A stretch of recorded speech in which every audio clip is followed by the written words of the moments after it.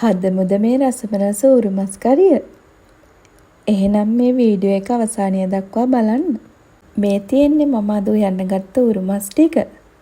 ඒත් එක්කම උරුමස් ටික උයන්න අවශ්‍ය දේවල් ටික කපාගෙන තියෙනවා.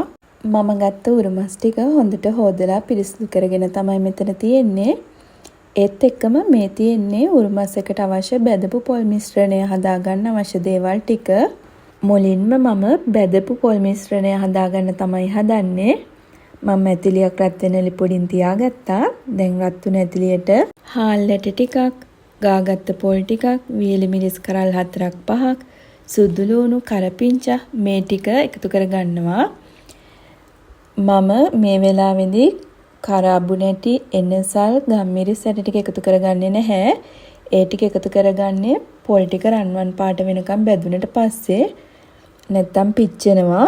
පොල් ටික ලිපුඩේ තියලා බැද ගන්න වෙලාවට මේ වගේ නොනවත්වාම හැන්දින් කවලම් කර කර පොල් ටික බැද ගන්න. නැත්නම් පොල් ටික පිච්චිලා කළු වෙන්න පුළුවන්. මට මේ පොල් ටික රන්වන් පාට වෙනකම් බැද ගන්න විනාඩි 2-3ක් තමයි යන්නේ.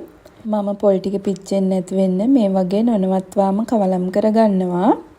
දැන් ඔන්න රන්වන් පාට වෙනකම් පොල් ටික බැදුනට පස්සේ මම ඒකට එකතු කරගන්නවා මිරිස් කුඩු.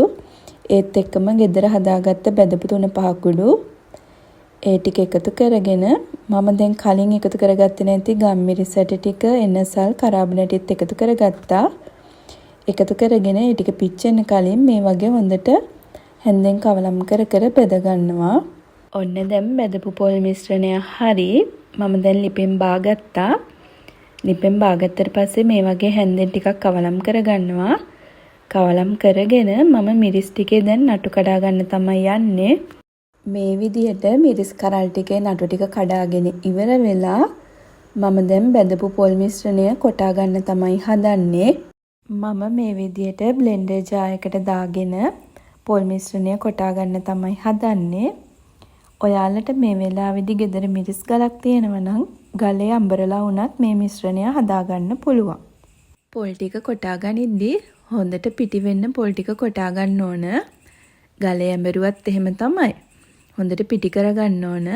මම දැන් මේ වෙලාවේදී ටික වෙලාවක් බ්ලෙන්ඩ් කරගෙන කප් එක ඇරලා මේ වගේ වටේ තියෙන ටික හැන්දකින් එකතු කරගෙන නැවතත් බ්ලෙන්ඩ් කරගන්නවා. මේ වගේ ටික වෙලාවක් බ්ලෙන්ඩ් කරගෙන නැවත වතාවක් ඇරලා මම කරන්නේ වතුර ටිකක් එකතු කරගන්නවා. වතුර ටික එකතු කරගෙන මේ වගේ හැන්දෙන් වටේ තියෙන ටිකත් එකතු කරලා නැවතත් ක්‍රීම් එකක් වෙනකම් හොඳට පොල් ටික බ්ලෙන්ඩ් කරගන්නවා. වතුර ටික දාලා විනාඩියක් විතර පොල් මිශ්‍රණය කොටාගෙන මම දැන් වෙනම භාජනයකට අයින් කරගෙන තියෙන්නේ. දැන් මම ඇතිලියක් රත් වෙන්න ලිපුඩින් තියාගෙන රත් වුණු ඇතිලියට එකතු කරගත්තේ පොල් තෙල්. එකතු කරගත්ත පොල් තෙල් ටික හොඳට රත් වුණාට පස්සේ මම මුලින්ම මේ එකතු කරගත්තේ බීලුණු. බීලුණු ටික එකතු කරගත්තට පස්සේ ටික වෙලාවක් මේ වගේ බැද ගන්නවා. ලුණු ටික වෙලාවක් බැදගෙන ඉවරුණාට පස්සේ ඒකට මම එකතු කරගන්නවා තලාගත්ත ඉඟුරු සුදු ලුණු. ඒත් එක්කම කලින් කපාගත්ත රම්පෙ ටිකත් එකතු කරලා ටික වෙලාවක් බැද ගන්නවා. ලුණු ටිකයි තලාගත්ත ඉඟුරු සුදු ලුණුයි මේ ගානට බැදුනට පස්සේ මම කලින් කපාගෙන තියාගත්ත තක්කාලි, සේර, ඒත් එක්කම නයි මිරිස් කරල් 2ක්, කුරුඳු, කරපිංචා මේ ටික එකතු කරගන්නවා. ඒ ටික එකතු කරගත්තට පස්සේ මේ වගේ හොඳට හැන්දෙන් කවලම් කර කර ටික වෙලාවක් බැද ගන්නවා.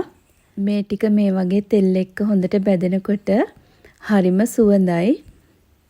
ඔන්න දැන් එකතු කරගත්ත දේවල් ටික මෙන්න මේ ගානට බැදුනට පස්සේ මම එකතු කරගන්නේ ඌරු මස් ටික. මස් ටික එකතු කරගත්තට පස්සේ මේ වගේ හොඳට හැන්දෙන් කවලම් කරගන්න ඕන. මොකද අපි කලින් එකතු කරගත්ත දේවල් ටික මස් වලට එකතු වෙන්න මේ වගේ හැන්දෙන් ටික වෙලාවක් කවලම් කරගන්නවා. ඊට පස්සේ මම එකතු කරගන්න යන්නේ මම කලින් හදලා තියාගත්ත බෙදපු පොල් මිශ්‍රණය. ඉතින් මේ තියෙන්නේ මම ක්‍රීම් එකක් වෙනකම් බ්ලෙන්ඩ් කරගත්ත බෙදපු පොල් ටික. පොල් ටික කොටා ගනිද්දි මම වැඩිපුර වතුර එකතු කරගත්තේ නැහැ. බ්ලෙන්ඩර් කප් එකේ ඉතිරියට වතුර ටිකක් දාලා ඒ ටිකත් මම මේ පොල් මිශ්‍රණයටම එකතු කරගෙන තියෙන්නේ. මම දැන් මස් ටිකට තව වතුර කෝප්පයක් එකතු කර ගන්නවා. වතුර ටික එකතු කරලා මේ වගේ හැන්දෙන් පොඩ්ඩක් කවලම් කරගෙන ඊට පස්සේ මම මස් ටිකට අවශ්‍ය ප්‍රමාණයට ලුණු එකතු කර ගන්නවා. මේ එකතු කරගත්තේ ලුණු ටික එකතු කරගෙන මේ වගේ පොඩ්ඩක් හැන්දෙන් කවලම් කරලා ඊට පස්සේ මස් ටික වහලා උයා ගන්නවා. බැදපු පොල් මිශ්‍රණය දෑවට පස්සේ මස් එක මේ වගේ ලිප උඩ තැම්බෙනකොට මුළු ගෙදරම හරිම සුවඳයි. ඔන්න ඉතින් මම විනාඩි 8කට පස්සේ තමයි දැන් මේ මස් එක ඇරලා බලන්නේ. මම දැන් ඌරු මස් ටික මේ වගේ හැන්දෙන් ටික වෙලාවක් කවලම් කරලා ඊට පස්සේ වහන්නේ නැතුව උයා ගන්නවා. මම දැන් විනාඩි 5කට පස්සේ තමයි මේ මස් එක බලන්නේ. ඔන්න මම දැන් වහන්න නැතුව තමයි උයාගත්තේ. බලන්නකෝ මස් එකේ හොදි එකේ තියෙන උකු ගතිය. ඉතින් මේ බැදපු පොල් එක එකතු කරගත්තම තියෙන වාසිය තමයි රස වගේම මේ හොද්දට එන උකු ගතිය. මේ ගානට හොදි තියාගෙන හැන්දෙන් මේ වගේ ටිකක් කවලම් කරගෙන මම ලිප වහනවා. ඉතින් මේ තියෙන්නේ මම උකුවට රසට සුවඳට හදාගත්ත ඌරු මස් කරිය. මේ රසට ඌරු මස් කරිය හදාගන්න ගෙදරම හදපු බෙදපු තුන පහකුඩු ඒ වගේම බෙදපු පොල් මිශ්‍රණය එකතු කරගන්න. එතකොට හොඳට උකුවට රසට ඌරු මස් කරිය උයා ගන්න පුළුවන්. පේනවනේ ඉතින් මේ තියෙන උකු ගතිය. හොදි එක හොඳට උකුවට තියෙනවා. ඒ වගේම ලස්සන පාටක්. සුවඳත් ඒ වගේම තමයි. ඉතින් මේ රසම රස ඌරු මස් කරිය එකක් තමයි මම හදලා තියෙන්නේ. ඔයාලට මේ වගේ බෙදපු පොල් මිශ්‍රණය එකතු කරගෙන පොලොස් සැඹුල, චිකන් කරිය ඒත් එක්කම කොස්සට කල්පොල් මාළුව මේ වගේ රසට උකුවට උයා ගන්න පුළුවන්. ඉතින් මේ වීඩියෝ එක අවසානය වෙනකන් එකතු වුණ ඔයාලට ගොඩාක් ස්තුතියි. අපි නැවත අලුත් වීඩියෝ එකකින් හමු වෙමු.